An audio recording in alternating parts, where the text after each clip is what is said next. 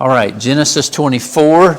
I'd like to go through this probably quicker than I'll be able to, but I'm going to try to, I really want to get through 24, 25, and maybe into 26 this afternoon. We'll see how we do. But as we were talking last week, we were looking at the death of Sarah in 23 and the purchase of the burial cave for Abraham's family. Now, we'll note that Sarah, really kind of unique in Scripture. She's the only woman who her lifespan is placed in Scripture, which is unique for her. Peter extols her virtues in talking to wives of his day and of our day. And so there's much to consider about Sarah's life and about the legacy of faith that she's left behind. As we come into chapter 24, you have Abraham now entering a new world, a world without Sarah. She has been a huge part of his life. Isaac as well. Isaac at this point is 37 years old. He's yet to marry. And you have Abraham, how old? That's easy math, isn't it? Just add 100. So he's 137 at the time Sarah passes. Chapter 24, verse 1 just opens this way. Now, Abraham was old. It's an interesting way to kind of reintroduce him, but it says, well advanced in years. And the Lord blessed Abraham in all things. And Abraham said to his servant, the oldest of his household, who had charge of all that he had. Do we know who that is? Eliezer. You remember earlier, before Isaac, before Ishmael, it was Eliezer that Abraham had asked the Lord to bless, right? And to allow him to become his inheritor. And God said no, of course.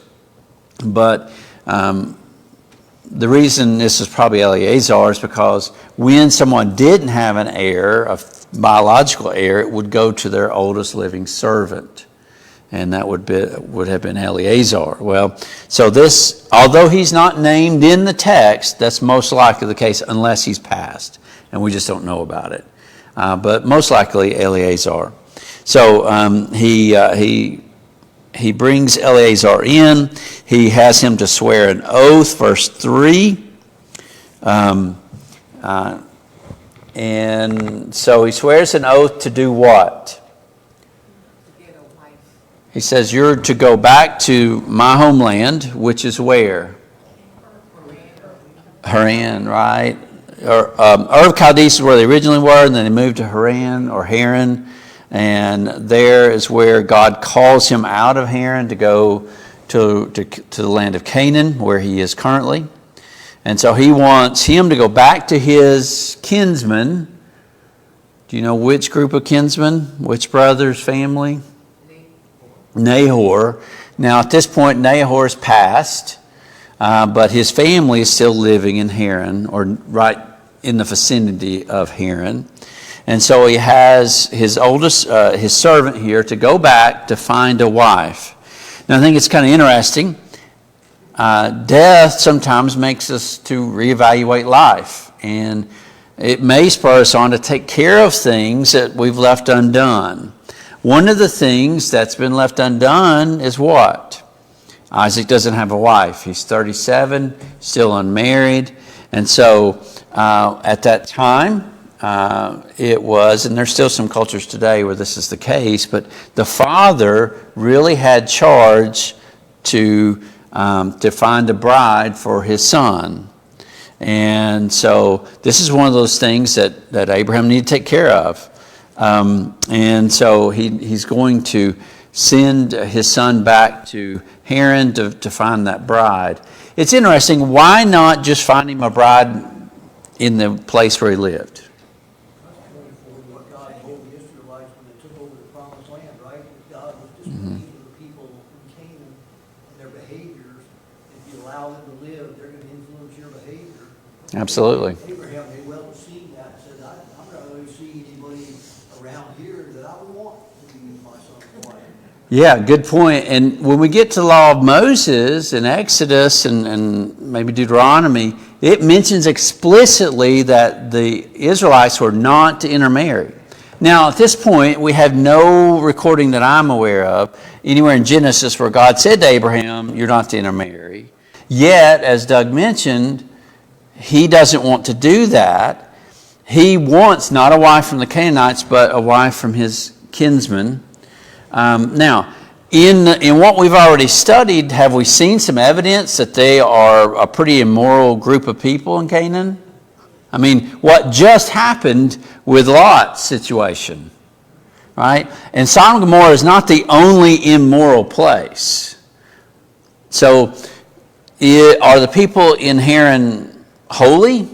No, they're not living holy, but it seems as though they were less immoral than those of Canaan.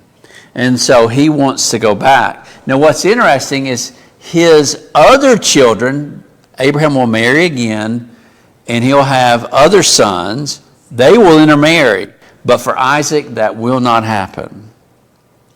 It seems, if I go my reading and stuff like that too, there's an indication that the people back in Haran worship their religious lives, they worship a God, where many of the people in Canaan were, Polytheistic. gods, Well, that gets kind of complicated because later on we know that Laban is polytheistic, and it seems to be that where his family was in Ur and later even in Haran, that they were polytheistic. But we will note something interesting later in 24, which I'm moving slower than I want to, but we'll note that they do acknowledge Yahweh. Laban himself will acknowledge Yahweh, even though later in Genesis he'll be noted as a polytheist. So, and when I'm saying polytheist, I should define that. It's one who believes in more than one God. Like you might think about Greek mythology or Roman mythology. The Romans, the Greeks, many other people, even today in India, in China, China's a lot of atheists, but in India, there's very much a polytheistic kind of culture. So, did you have a question, Kim? Well, I was wondering, this is probably really stupid, but if Isaac was the only one that God would do over there, not having his children or wife, and the rest of them, why? Well, so at this point, Isaac is it. That is his only child. Now he'll have children later on with his when he remarries. But at this point, it's Isaac. Well, and then there's Ishmael. I don't forget about Ishmael. Sorry, there is Ishmael. He has married and intermarried with the people of the land as well. But Isaac, it's not to be that way. So Abraham sets up this pact, if you will, with his servant. He has him swear to it, this oath. He says, though, this oath is contingent on something. The servant would be released if what? Do you remember? You may read ahead in the text. Yeah. If the young lady that who's been appointed for Isaac is unwilling to come, then Abraham says, you're free, right? You don't have to fulfill this oath. And so that's kind of the stipulation. I'm not going to get into the bridal price, but you will see that the servant will take many goods and valuables with him, costly things.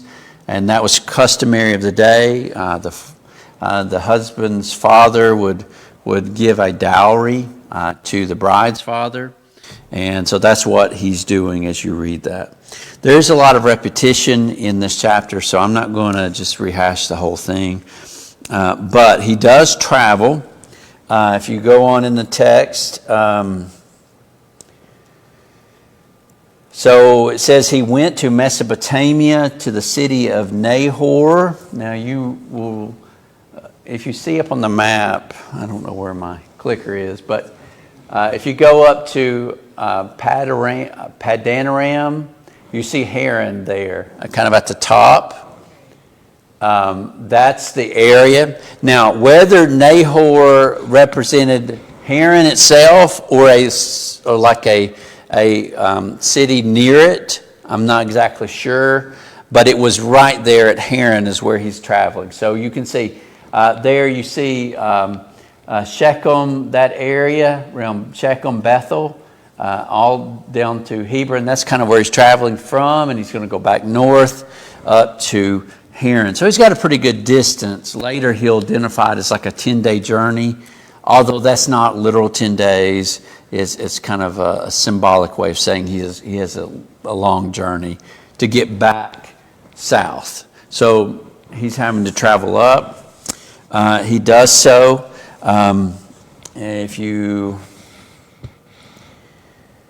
Okay, let's go down. So verse 11, it says, and he made the camels kneel, so they've come near the city, just outside the city by the well of water at the time of evening. So it's late in the day. Now again, how do they measure time? I don't know if they measured exactly like the Jews did, but I imagine they did. That the evening would be the beginning of a new day. That's how they would measure it. And so you're seeing them come to the close of one day and move into the next. They kneel down at the time of evening, the time when what? When the women would go out to draw the water. So one of the tasks that the ladies would have, and it's probably young women, would be to come get the water. Now, why would they come in the evening? Weather, right? You wouldn't want to come in the midday. Kind of interesting when you go to John 4, Jesus meets that woman at noon at the midday when it was the hottest. Well, why was she coming out there? Well, she was a woman who didn't have a very good reputation in the city, and so she came out when I'm guessing when she thought she'd be alone. Well, the custom was not to come at midday, but in the evening, and she would come to draw water. Now notice what he says, verse 12. And he said, O Lord, God of my master Abraham, please grant me success today and show steadfast love to my master Abraham. You do note there the relationship between the servant and his master. They have a good relationship.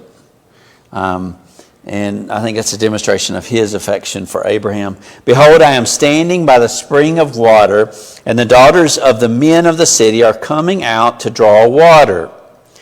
Let the young woman to whom I shall say, please let down your jar that I may drink, and to who shall say, drink, and I will water your camels. Now just that portion there. Oh, I'm sorry.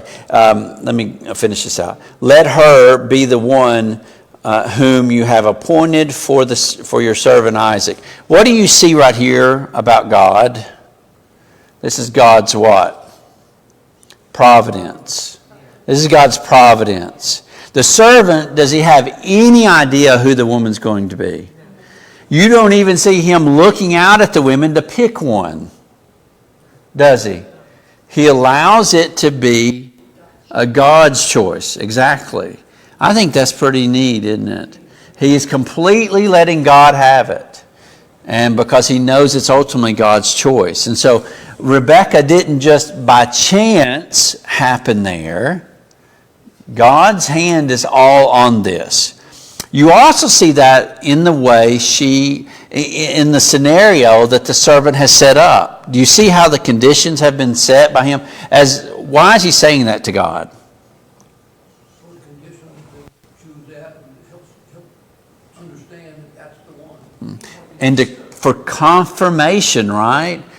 If this is the way it happens, because he puts that interesting stipulation that not only does she allow him to drink, but she is to do what? He's not going to ask her to water the camels. She's going to volunteer it. So in other words, how could this be any way on him? It's not, is it? It's on God through her. And so let's see. It says a lot about the character of the young woman. This wife for Isaac is going to have to be a very special woman because she's going to be marrying into this. She's got a huge role to play. So she's going to have to be very hospitable and, I mean, can you imagine watering 10 camels? That sounds like a lot of water. Yes, it's a lot of work what she's getting ready to do. I love the similarities between this situation and that later. We'll see. But anyway, we'll get to later in Genesis and when we get there. But so, verse 15, before he had finished speaking, here comes Rebekah. Rebekah comes out. I'm not going to read the whole thing. Please do that in your personal Bible study.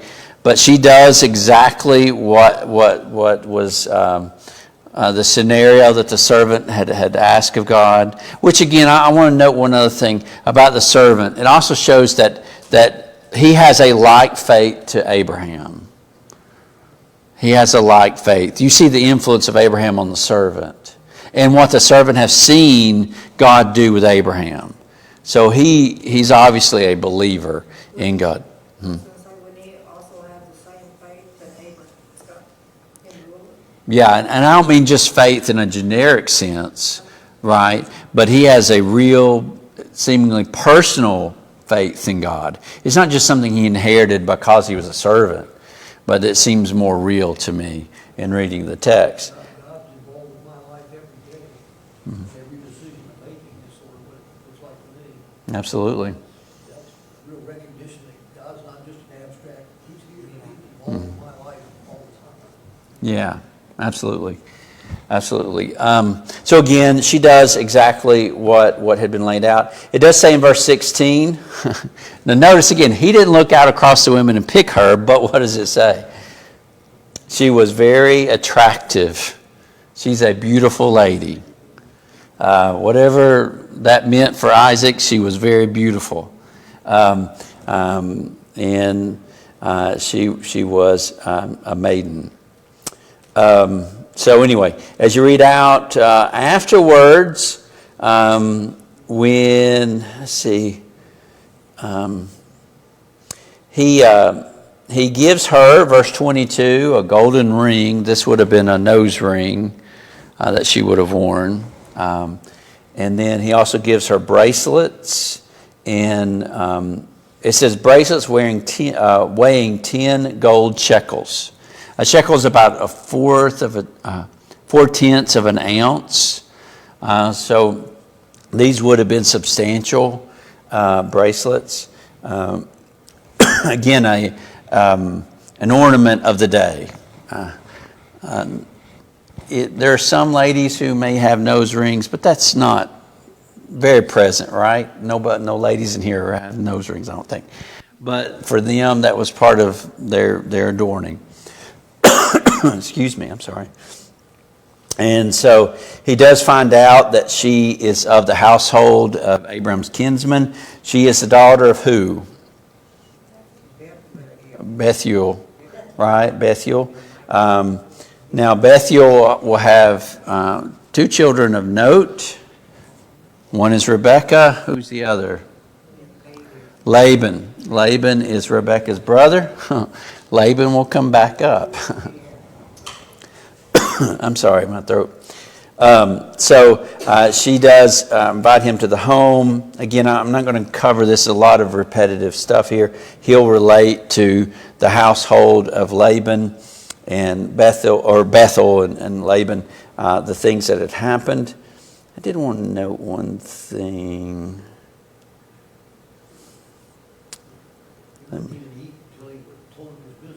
Yeah, so one of the things, which is pretty significant, right? And it lets us know the urgency he felt to accomplish the ends here. That he said, I've got to get my business done first. I know I've been traveling, and it would be great to sit down and relax and to eat a meal probably, but I've got to do this. And so he's going to take care of it. Good point, Doug. There was something I wanted to... I'm thinking of too, for him, what comes comes up, his departure the next day, sort of that, to me, sort of makes his point to her family that that's why I want to go. Yes. God brought me here, God gave me what we were after, now it's time for me to go back. I don't need to linger around here. I came for a purpose, God answered it, now it's time for me to leave. Yeah, and we see that right as we get out of this chapter, almost at the end there. I want to note one thing about Laban. We'll note later on Laban's greed, especially when it comes to Jacob and what he does to Jacob unfairly. But you kind of get probably a little bit of a glimmer of where he is when he sees the gold on his sister. Noting the wealth. Also, the other thing is the wealth of Abraham. Now, the Bible never gives us a full appreciation of how wealthy he was. It never gives us an accounting of it. But he must have been a very wealthy man, which is interesting. He owned one piece of property, and it was a burial tomb. That was it. But he had to have had tremendous wealth. Again, we think about the money he paid to buy the burial tomb and how much that was. I mean, tremendous amount of money. He was a very wealthy man, most likely. And so you note that as you read this. With what he would have for money-wise, wouldn't that be what God would make sure that he had? It's all God's blessing on Abraham. Was he actually wealthy in the Lord? Well, I would say Abraham definitely was, and he proved that right many times over. But the offering of his son really proved how wealthy he was in his faith. But he also had physical wealth as well. And so that's another thing about, Rebecca. She's becoming the wife of promise. She doesn't really understand that yet. She'll understand that later, I think, as time moves. But she is not going into poverty here. She's not going to be marrying the pauper's son, right? But this son of the king, the prince, in one kind of Part of sense. his wealth came from deceit too, and the Bible doesn't really have anything that says any negative comments that I can recall related to that. As he was going through Canaan, and part of the animals, and a lot of the wealth was measured in the size of Mm-hmm. the animals they had. He got a lot of that from deceitfulness, and the Bible doesn't really condemn him for that. When he represented his wife as his sister. Oh, yeah. She was half sister, but he didn't bring all that out. He was just worried about his own skin, and man, you're so Yeah. worried and all that stuff, they'll kill me and take you. Yeah. So why don't you tell them you're my sister instead? And so he's deceitful, but he got a lot of stuff because the kings and all that paid him extra to give, And that really came because of God not blessing him because of his deceit, but blessing him in spite of his deceit. Hopefully at this point in his life he's overcome that deceitfulness, but we know early on he's not, at least in regard to Sarah, he's not always been very truthful about that. Yes, ma'am. When you say that, I think, in the Bible it says love covers a multitude of sins. And I always think of that whenever we do something that we know wasn't right, but God just kind of, but we know he knows that we had a reason for our own thinking that we thought maybe, what I'm saying? That we were doing the right thing, even though, and so we're kind of. I'm thankful for God's grace Yeah. to cover my weakness and sin, right, and that he didn't destroy me as I probably deserved. So anyway, the text, as you go out, Rebecca agrees to travel back. Again, as Doug has already kind of mentioned about, he doesn't wait around. He's not like, I need to be on my way. She does agree to go, and they end up leaving and traveling back. It says at the time Isaac was dwelling in the Negeb. Now, that's a long journey. So the Negeb, you'll see Shur there. The Negeb was there right around, you see that kind of Shur, Edom, Paran area, that area in between. The Negeb was down in that area. So you see how far they've traveled from Haran all the way down into the Negeb. And it's there that she sees him walking across the field. She will ask, who is this? And then what does she do? She gets down off the horse and then she covers herself up, which was a thing of modesty of the day. That's what you would do as a maiden. Yeah. Again, we've mentioned this before, but the marriage process for them, as compared to us, was a much longer process. And at the moment she agreed to leave Haran, she was betrothed to Isaac. So, and in one sense, they're already married, although the consummation of the marriage was not take place for a while.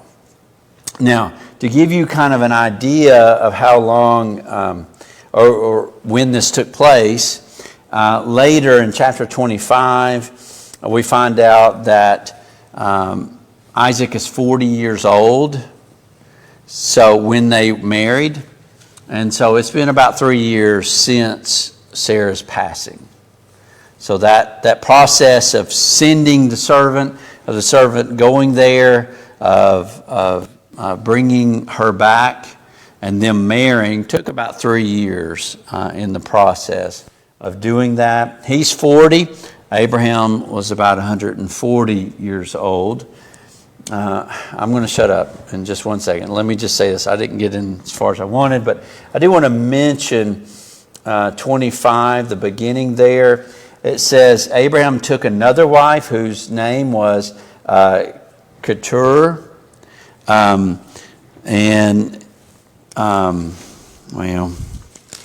I guess I want to say more about her. So I'll just wait. We'll cover 25 next time and get into 26. Good study, good conversation. Any other things before I close?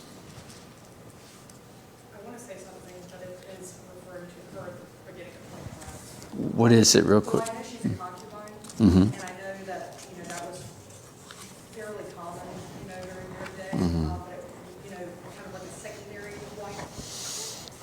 And Yeah. there's some people that believe she may have even been a concubine during when Sarah was, still with them, which was probably frowned upon by God. Would that be correct to say, or at this time? Or?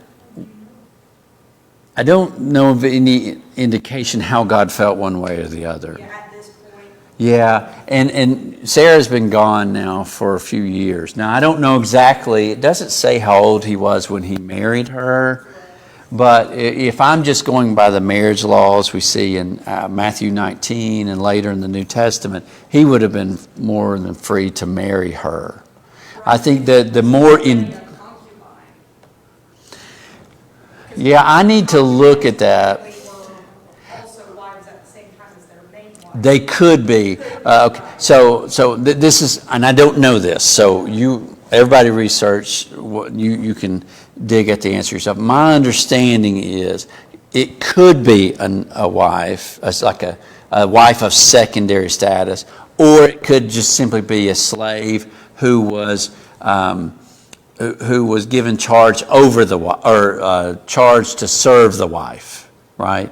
And so. And the reason I think that's probably the case with her is in the instance of Ishmael and his mom, and I'm sorry, her name is just fleeing my brain.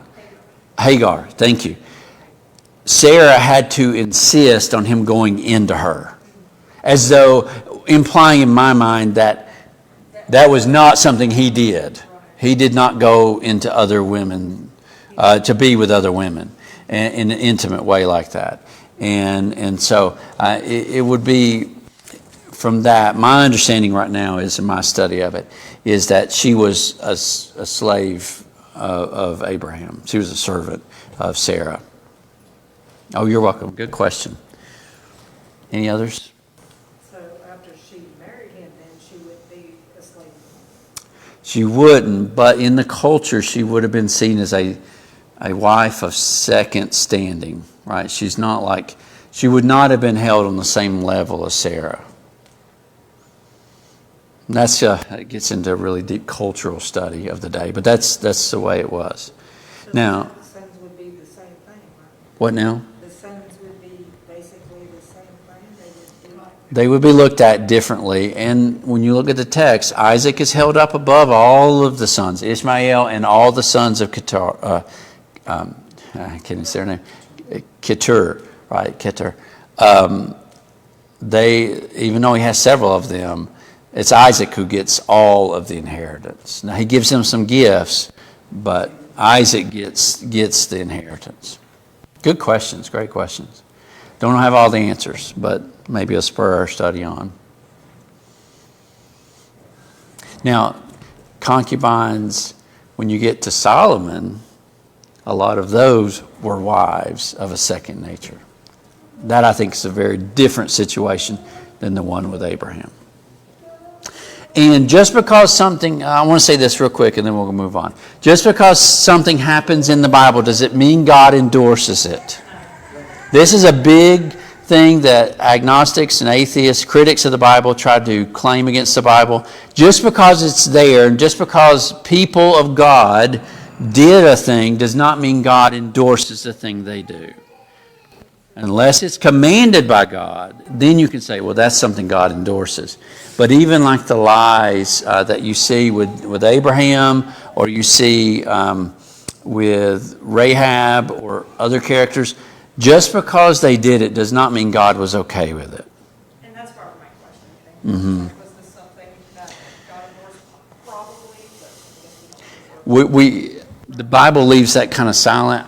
I would think just based on marriage laws as we see them in the New Testament, I think he would be, because Sarah is passed now. And so he would be not held to that marriage law that he had been with Sarah. And that's why what happened with Hagar was a violation of that. Good questions. Neat things on the Bible. Just downright honesty about how we're going, how we act. Well, and it's one of the strongest evidences for the inspiration of the Bible is that it doesn't just leave us clean, holy, purified examples. It shows us the dirtiness of people, like the evil things they did as well, godly people. Right? That actually speaks to the authenticity, because if a human was to write it, if Moses was writing on his own, he's probably not going to include all the bad things Abraham did. Like, he'd be like, why do I have to include that? Let me just say the good things. Good point, Doug. Good point. Good questions from everybody. Again, thank you.